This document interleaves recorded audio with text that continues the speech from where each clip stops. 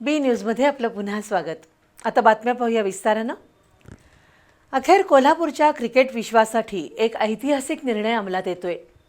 कागलजवळच्या विकासवाडी इथं आंतरराष्ट्रीय दर्जाचं क्रिकेट स्टेडियम उभारलं जाणार आहे। आज मुंबईत मुख्यमंत्री देवेंद्र फडणवीस आणि उपमुख्यमंत्री सुनेत्रा पवार यांच्या उपस्थितीत विकासवाडीमधील 12.76 हेक्टर जागा अधिकृतपणे कोल्हापूर जिल्हा क्रिकेट असोसिएशनकडे सुपूर्द करण्यात आली।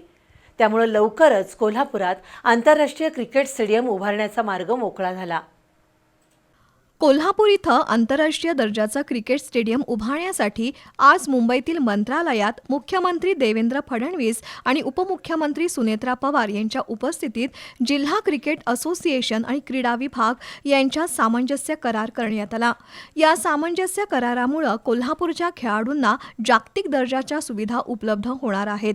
कागलजवळच्या विकासवाडी इथं आंतरराष्ट्रीय क्रिकेट स्टेडियम उभारलं जाणार आहे।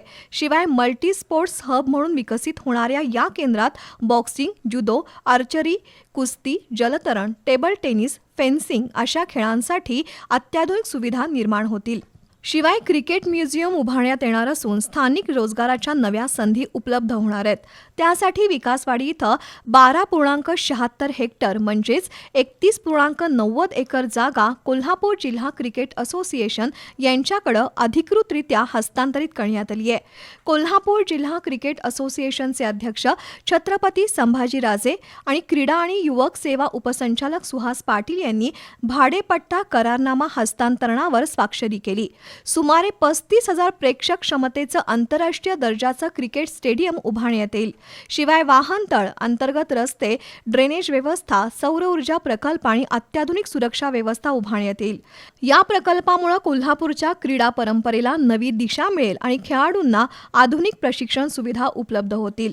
यावेळी नामदार चंद्रकांतदादा पाटील, नामदार हसन मुश्रीफ, कोल्हापूरचे पालकमंत्री प्रकाश आंबेडकर, राज्य नियोजन मंडळाचे कार्यकारी अध्यक्ष राजेश क्षीरसागर, आमदार अमल महाडिक, जिल्हाधिकारी डॉक्टर विजय राठोड, जिल्हा क्रिकेट असोसिएशनचे कार्यकारिणी सदस्य बाळ पाटणकर, ऋतुराज इंगळे, अभिजित भोसले, मदन शेळके उपस्थित होते।